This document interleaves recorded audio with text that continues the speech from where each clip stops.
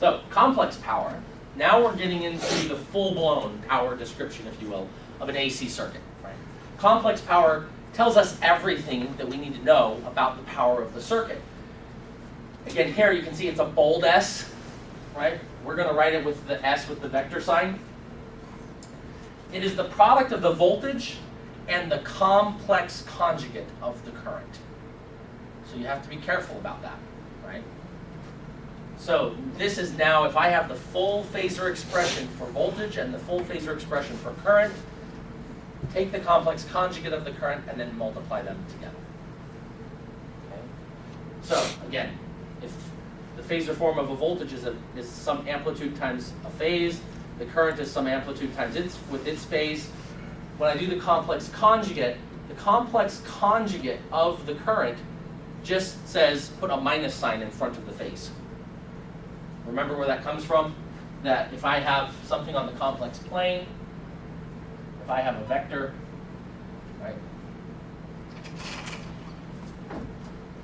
If I have a vector here in Cartesian coordinates, this is x plus yj. The complex conjugate says just put a minus sign on the imaginary part. The minus sign just says x minus yj, so the x component's the same, and the imaginary part has a minus. So the angle that was theta is now just minus theta. All right? So taking the complex conjugate and then taking the product, when I take the product, I multiply the amplitudes and I add the phases. Well, now I've multiplied the amplitudes, which if I'm doing this, again, in RMS, which is the smarter way to go most of the time, it's just VRMS times IRMS. And then when I multiply, I have to add those phases, so I have the phase of V minus the phase of I. And that's handy because that gives me that piece I need for the complex, or for the power factor, right? So now instead of just looking at phase of V times phase of, or plus phase of I, right? I now have that difference between the phases, which is what I need to identify power factor, right? So now if I have the power dissipated in any load, right, I can figure out its complex power. The nice thing about complex power is that from complex power, I can find any other piece of the power. So the best thing to know is complex power. Right? And if I write it out in its full form, you can identify these different pieces. So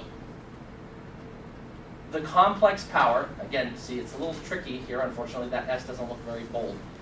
But if this is S bold, right, it's 1/2 V times I star, complex conjugate. Or if we're dealing with this in RMS, the 1/2 goes away, right? So I have VRMS, IRMS, phase angle, the phase difference between the two. So let's break that down again into our various pieces, right? What is the real piece and the imaginary piece?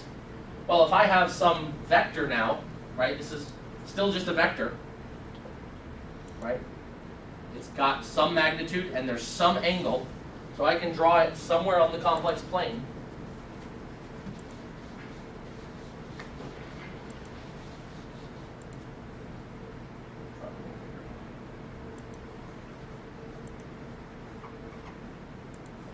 If this is S,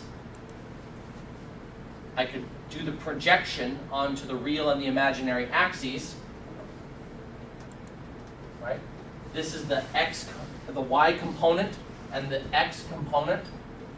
Well, how do I get the Y component of a vector? R sine of theta, right? So this gives me S sine of theta. And of course, the magnitude of the complex power is just S, the apparent power, right? Magnitude of complex power is apparent power.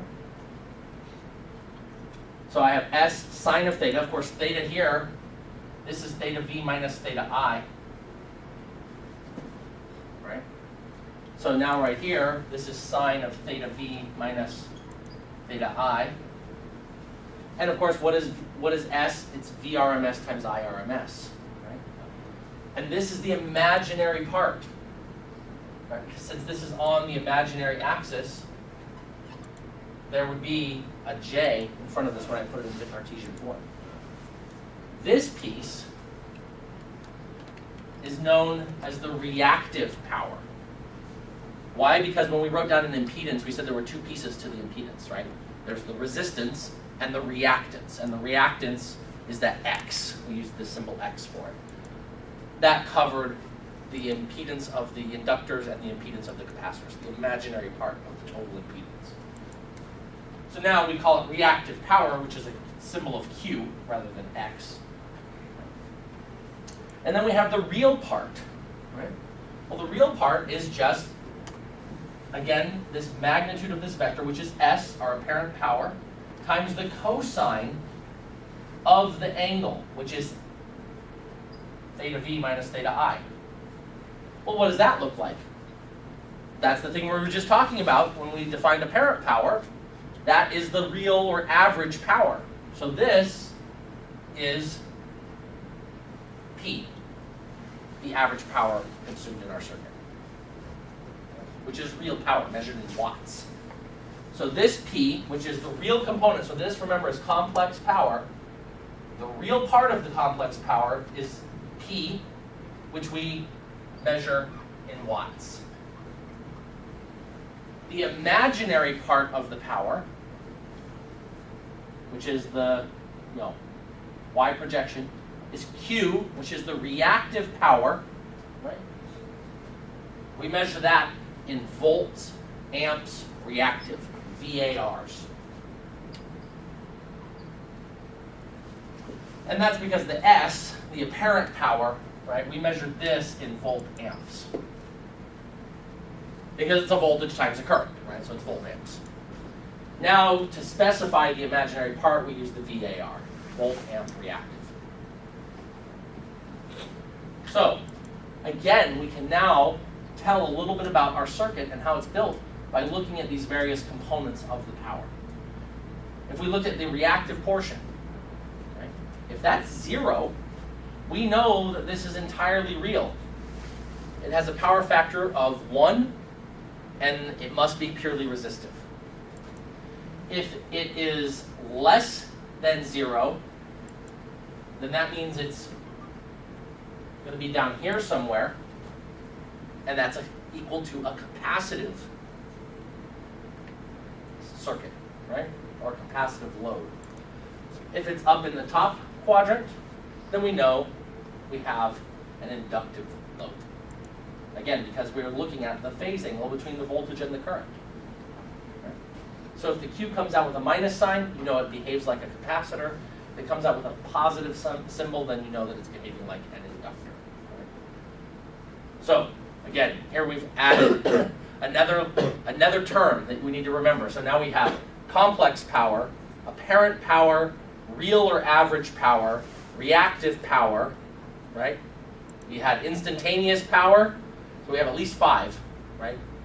And average power and real power, we use those interchangeably. And we now have 3 different units for measuring power.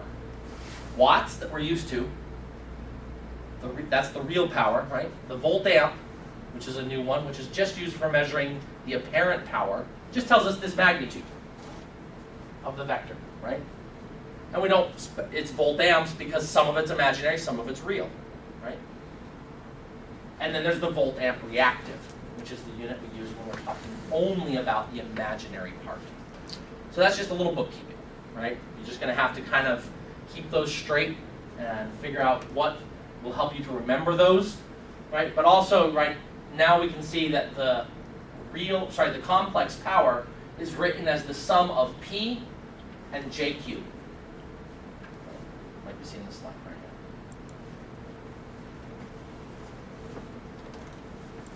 now. So, again, here's a little summary of it.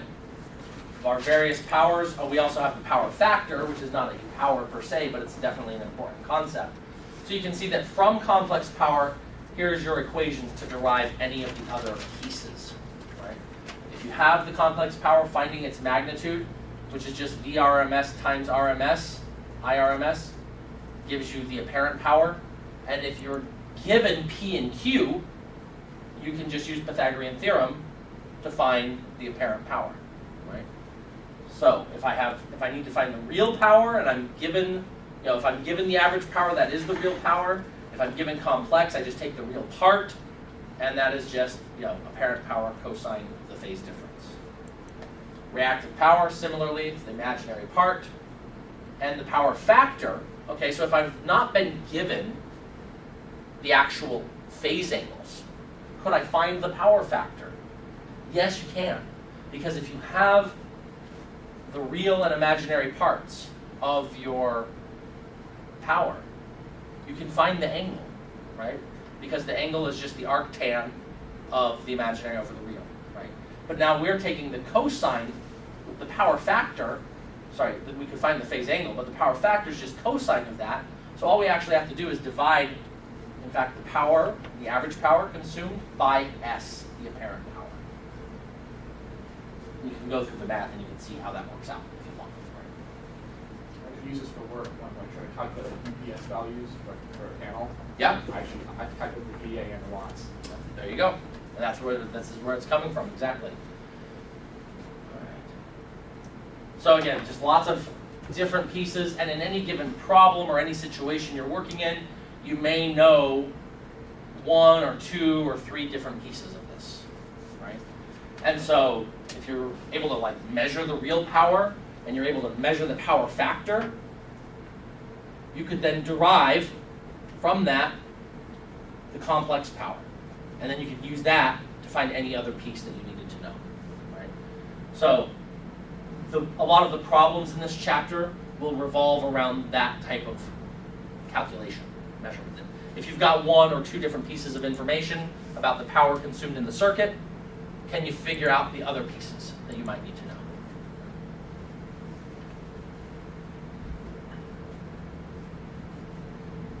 Oh, this is just summarizing basically what I was talking you through here on the board already. So you'll have this slide for reference, right? It's, of course, the image is in your book as well. So this is known as the power triangle, right?